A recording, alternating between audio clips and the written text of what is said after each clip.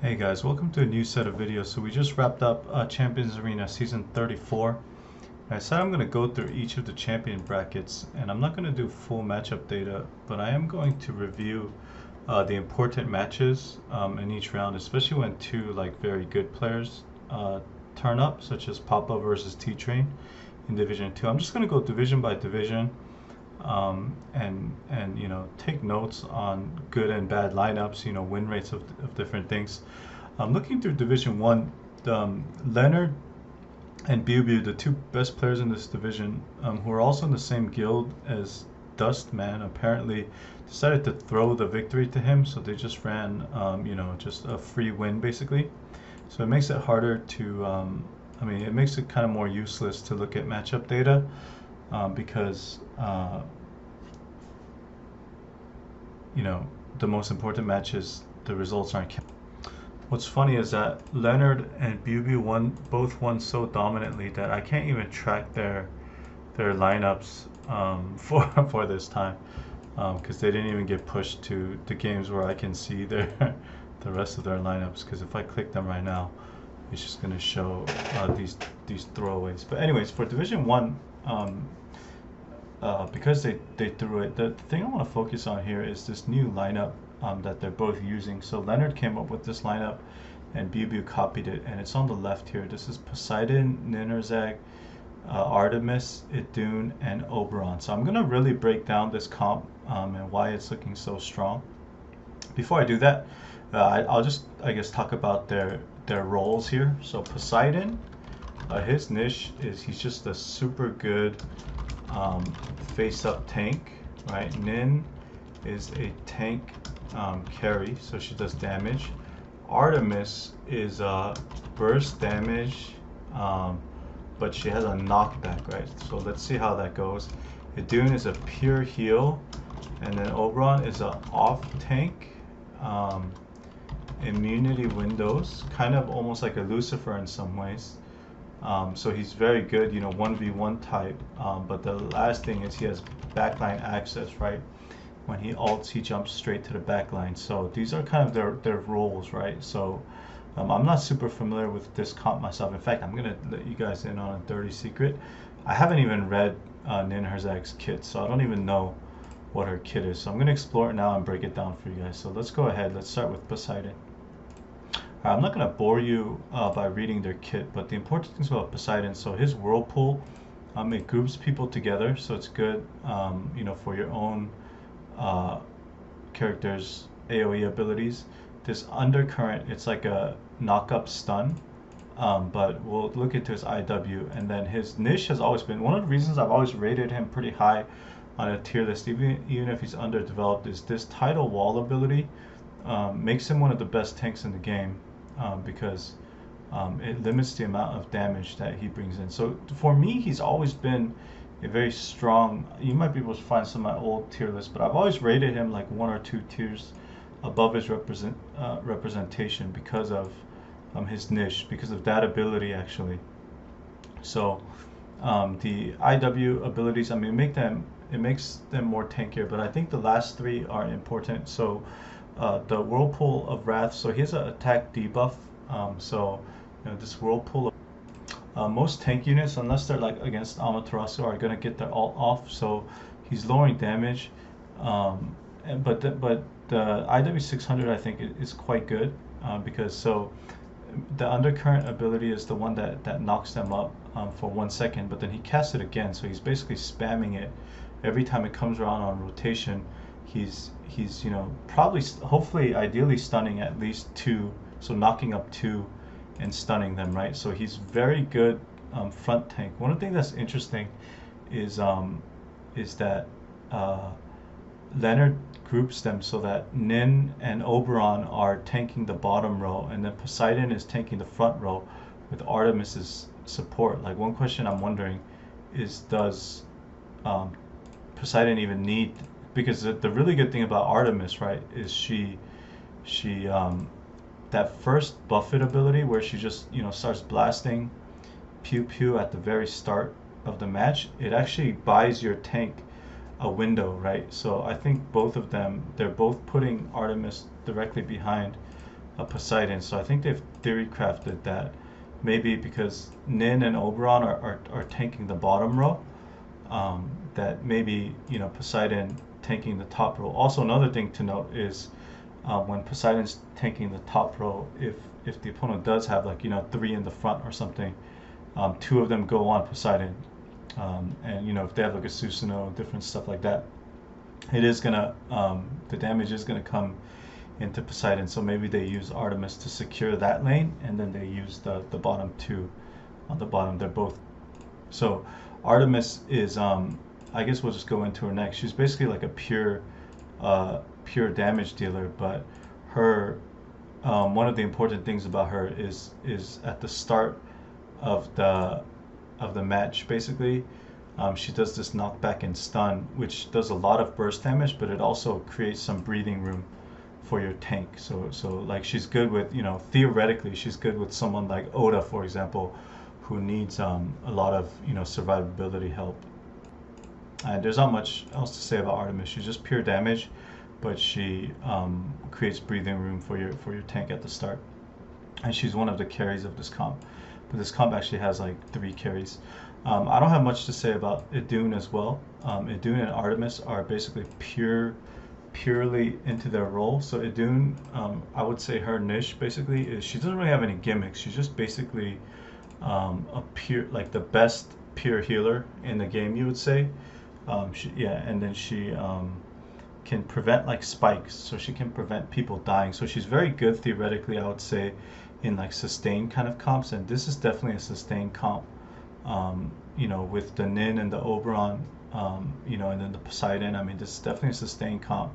I would say that the weakness of this comp theoretically is Artemis dying. So I would guess if you, I think Susanoo has kind of fallen out of the meta, but I would guess if you put a Susanoo, maybe a Cam, although to be honest, I'm not that familiar with Cam's kit either, but Susanoo for sure, I would guess would be one of the weaknesses here, and maybe Faust as well. But you also have to land them properly. So yeah, I'm pretty sure, is Cam random? Okay, lowest defense. Okay, I'm not sure which character. Artemis might have the lowest defense. Who really knows? Anyways, let's not get sidetracked. So Idun's a pure healer. Artemis is a pure damage, but she creates a little breathing room for Poseidon.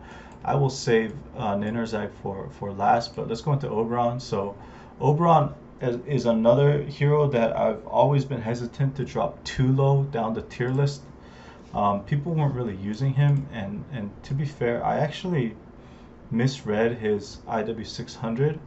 So I thought this was like an active ability, the Twin Blades, but it's actually every auto attack. So he gets this ability on every auto attack, which is quite strong. So this guy was like a B tier hero kind of in my book before this comp surfaced. So Oberon's always been, you know, super strong. I'm pretty sure he's like, unless something changes at like higher investment levels, I'm pretty sure he's like really good against Susanoo as well. But basically, his main gimmick has always been he has like a blade spin that kind of blocks all damage, but using Yasa, he has like very high uptime on this. So he's very good at like annoying damage dealers, right? Because he can just block them completely. I would guess once you add his IW600 in, he starts doing way more damage, and he probably has even more uptime on this overall. And then as soon as he ults, he jumps into the back lane, and he does a lot of damage once he ults and starts, you know, killing things like quite quickly at the back. Okay, so putting it all together, so right now we have a very strong, sustain. We have very strong, annoying debuffing tank in Poseidon. We have the best pure healer for sustain. We have front-loaded burst damage from Artemis. A lot of comps can't deal with, you know, Artemis burst at the start. And then we have an Oberon who can get into the back lane and has a lot of like off-tank appeal, right? Oberon is someone who We haven't seen him in a comp outside of this one, but yeah, he's looking like theoretically really strong. Like I said, I missed his ability completely because I actually misread it. I thought it was an active, but um, given that he does it on every attack, I think he's doing a lot of sustained damage because it's 1.5% true, 2.1% true damage at basically every hit. Um, so yeah, it's quite interesting. He's just going to be very annoying. And finally, let's look at Ninhursag. So I haven't really reviewed this hero. I can't really afford to build new URs. So I haven't even really studied her kit. So let's just go through it. And a lot of these URs these days, the kits are just so disgustingly loaded that they're kind of hard to process. But yeah, let's take a look here. So her alt, she just does waves of pretty strong damage. She's stunning, so she has a knockback too. Might synergize with Artemis. I mean, this kind of crowd control keeps things off her. So I guess switching between her and Oberon. I noticed Bubu also was frontlining Oberon, but they're kind of interchangeable. Um, yeah, so that's just a kind of standard attack ability. This ability has synergy with the type Poseidon Gather. Um, so does Oberon's like ultimate and stuff, and then she's obviously quite tanky. Her third ability, so this is quite annoying. Like when you put the comp of Idun, Poseidon, Oberon together here, I think Artemis is really interesting to mix in. One thing is it does give you the green/yellow bonus, the 3/2 bonus, but and I think like annoying comps like this, I mean they probably do want some burst, somewhere here, but basically Nin is tanking your your like if your heroes happen to get weak, Nin is kind of tanking them, but then she's also getting heals from Idun as well. And she's getting debuffs and whirlpools from Poseidon and off tanking from Oberon. So with her damage reduction and this kind of stuff, it must be quite annoying and quite sustaining. I mean, you can definitely see maybe for the whales the meta will shift into these kinds of comps. I think one of the reasons why this Poseidon comp does so well is because even though it's taking debuff stacks, it's really hard to kill one of the members. So you kind of have to like kill the whole team. You can't really like 1v1 it and just kill something. I almost even wonder if Nin's ability can protect Artemis from like Susanoo or something, because Susanoo is definitely one of the weakest points here. I mean, like if you tried to Faust Ninhursag, I think Oberon would just take her place, and the two of them would probably kill Faust. I think Faust swapping Artemis, like you could probably, not even probably, you would definitely kill the Artemis really fast. So I think you have to really target the Artemis in this comp. I wonder if the Ninhursag ability can block it. Anyways, okay, so the fourth ability, so this is again another knockup. So has a lot of synergy with Poseidon. I mean, you're just constantly knocking things up between the two of them. Wow, this comp is super annoying and obnoxious, because if Artemis doesn't die too, she's cycling through and doing the knockback as well. Yeah, that's pretty damn annoying. Okay, Nin, I decided not to really look at their divinities. I'm not sure if she has Death Waver. Honestly, it doesn't even seem like they need it, because it doesn't even get to that point. Yeah, I'm not going to look at the divinities. So the potential energy is just an AoE damage, so it's going to just raise her damage slightly. Usually the IW 300 abilities aren't that great. The IW 400 is a nice little bonus, so she's going to give two of her allies. The one she protects, no CC. And then okay, so potential energy full capacity. So this makes Nin more obnoxious. This is actually a good ability of an IW 500, because if you've been following along, most of the IW 500s are just raising like the scale of a skill by a few percentages. This is actually completely new. This is something that changes the way she works. I think it's similar to Oda's IW 500. Maybe they built them together. Anyway, she's getting a lot of potential energy, and basically, not being disabled. And then the IW 600 expensive ability. So let me go back to the potential energy. I think it's okay, because she's doing damage um, equal to the amount. It's kind of late here. I'm trying to think. If you increase I'm trying to think if the capacity being increased helps her in any way. So it's just like the capacity increases, but then also the amount gained increases, but the amount being gained is equal to her health.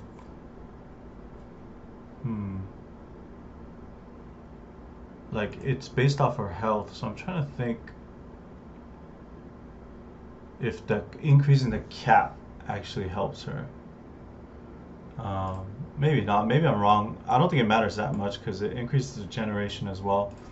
So yeah. So basically, if you kind of put it all together, I think some of the reasons for this comp's success make a lot of sense. The main thing, I think, the main thing that's most important is because of the synergies between Ninerzag, Idun, Poseidon, and Oberon, actually, with Artemis being the only weak link. This comp doesn't like lose one unit at a time, and that's usually how you break even like the strong comps. You might even get lucky and kill something, and then it's significantly weakened. But this comp doesn't really lose units at all. I think that's like kind of the most important thing. So I think it's a pretty sick creation here, in terms of like theory. And then if you look at Poseidon, Nin, um, Poseidon and Nin especially, they have a lot of synergy in terms of like knocking things up. And then when you add in the knockback from Artemis, the healing from Idun. So the interesting thing about Artemis and Idun are they're kind of like, if you were gonna put different units into different roles, like hybrid classes, think of like Dungeons and Dragons or like League of Legends kits or whatever.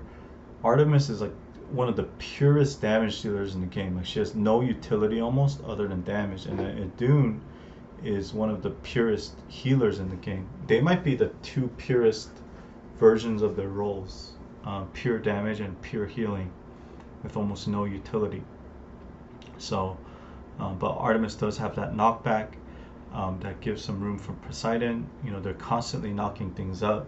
They're debuffing, tanking, and then Oberon is kind of switching back and forth between tanking with Nin, and then he's also jumping into the backline after he gains enough, and then his dodge increases. In all of the replays, like once he gets into the back, he's just like slicing things up.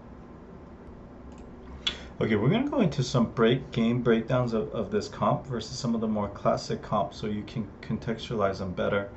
I would suggest stopping the video now, if you don't want to see this. So, but I think this is pretty interesting. So, the first game is actually versus almost a theoretical counter comp, and that's the Odin Archimedes comp. And the reason it's a theoretical counter comp is Archie has color advantage, and then if the comp has like Susanoo or something, then theoretically, maybe Archie could kind of pew pew. But this is an IW 600 Archie, and I want you to look at what happens to Archie just right off the bat, and you're gonna see that in every game here, because the one that I was more focused on is the Bew one, because this comp right here with the Susanoo and the Archie would be like a theoretical counter comp, because of the color advantage plus Susanoo being able to get into Artemis. But first of all, he's way underpowered compared to Bew, but the Susanoo misses, and then the Archie is in the wrong row as well, because I think you want Artemis on Odin instead. And this Archie's not IW 600, and it's just getting one shot every game by the Artemis, right? So And then the other game I want to watch is the classic Amaterasu comp here. So this is another comp that should be able to give this team a lot of trouble. Um, Amaterasu is like the only hero that just burns right through Poseidon. When Amaterasu first got big, I was theory crafting with my guild that Poseidon would be one of the only ways that can, tank her auto attack, but it doesn't really work that way. And Amaterasu is actually really good against Oberon as well, because he can't dodge. But it looks like Nin is moving ahead, and Amaterasu is not getting enough damage through. I mean, it is a poorly built Amaterasu, and it's not a IW 600. This game might also be interesting because this is Faust, Lilith, and Oda, so there's another classic comp, but it looks like no one on green is dying. So basically, he wanted Artemis on the side of Oda, but it looks like the green team is actually healing through everything based on the damage numbers. Once Oberon gets into the back row, it's actually quite bad. So they're just full health, not losing any damage. And Oda puts up a lot of damage. You can see Artemis. Actually, Artemis does die. So yeah, I think definitely the hero that you want to target in this comp is Artemis. But yeah, even versus the IW 600 Archie, I mean, Leonard did pick correctly here. So the Artemis, you want it on the Archimedes, and then this comp is pretty interesting too. So this is a Prometheus Nua shell, even with Poseidon, which is, historically always been really strong. And then this player's also running Oda, but yeah, that looks like it's a lot of damage. I'm just quickly double checking this player's IWs because this is a VIP 16 player. Okay, so he only has 500 on Prometheus, but he does have 600 on Oda. Unfortunately, as well as Oda's #1 fan, it's looking like Oda's quite weak for PvP. So yeah, I mean, there is definitely a power advantage, but I mean, these comps aren't even coming close to doing any damage here. So Artemis pushes Oda all the way back, and then the second ability by Artemis actually almost kills the Prometheus. So yeah, this Artemis and Poseidon combo is quite sick too, because the Poseidon is just completely tanking, and then the Artemis is just doing massive damage. So the Artemis basically solo killed the Oda and the Prometheus through enough sustain, which is pretty wild. I already looked through all of so I'm comparing this comp versus classic comps that you might know already, and that's why. And then the Amaterasu comp, unfortunately, I would really like to see these two at full strength, but the Amaterasu comp is being weakened. This is also why I don't think Faust is good in the Amaterasu comp, because this is another comp that can sweep a bunch of lineups, and you don't want heroes that can just kind of die. But I'm kind of interested in this Oda one, because I've already watched the Archie one, and basically the Artemis is almost like just solo killing everything. So if you watch her, I mean, it's the same positions each time, but she's just like pushing them all the way back and then just chunking them completely. I think that's like a 3-man knockup stun, and the Promi is just dying in the first rounds, so I can't really do anything at all. Man, Artemis is a beast. It's like pretty cool how such an overlooked, starter hero. Like, she's just basically every game she's chunking Archie all the way down like that. I mean, the Oda's not quite dying, but the Prometheus isn't strong enough here. So it's just getting absolutely lit up. Okay, this one is more interesting because the Nua got the Artie, and so everything's still alive here with an IW 600 Oda ulting, and I just don't think it's going to do anything. Looks like most of the comps also don't have enough damage, and you can see when Oberon gets to the back, it's kind of over. Oda's like really bad against this comp because he's ulting, but all the damage is being healed through. things are not looking good for my homie Oda, by the way. We need a new comp for him. Yeah, he's just doing like basically meaningless damage. Yeah, this comp looks crazy strong. Off the top of my head, I would say the counters would be like Susanoo, backline access kind of heroes, but you have to actually get into the backline. Full strength Amaterasu, I'm kind of interested in how those games would go. Just gonna close this video by looking at each of the Amaterasu games. So I think ideally you want Ama on the side of Poseidon. I don't think you really want her to split between the two like this. Once the CC comes in as well, it's not that good. Oh man, this comp is so good theoretically. Let me just make sure too that Minamo has spotlight and everything. There's no way he doesn't, right? Okay, but collective fervor. It's like a PvE ability. Let's just quickly look through these. So Amaterasu is normally supposed to be chunking Oberon, but okay, it's quite interesting. So the first attack's being blocked, and then by that time Nin is actually pushing into the back row. So I think you want Amaterasu on Poseidon.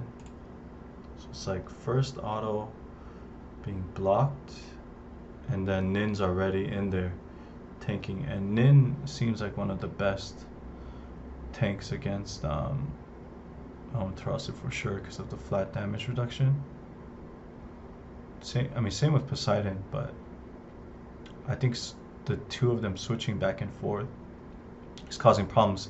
And then by the time she gets like 2 autos off on Nin, and then kind of the rest of the team is dead, and she's being knocked up constantly. So this Amaterasu is not IW 600. The team's definitely underpowered, but it's not. Yeah, that first auto is being blocked. So this is some chunkage here, but it's not enough, right? Okay, so here, he came really close to killing the Nin, but it wasn't enough. Okay, so Bubu's pretty smart, I think. I think putting the Oberon first makes sense, because it looks like it's just tanking the very first attack, and then Nin is taking over, whereas Leonard has them reversed. But it seems like because Oberon starts by tanking, it might just be better to lead him off. I might try and copy this comp too. So it's not doing enough damage, and then it's getting completely stunned. Yeah, interesting. Anyways, yeah, so this was my look at the Leonard comp here. This looks devastatingly strong. Thanks for watching, guys.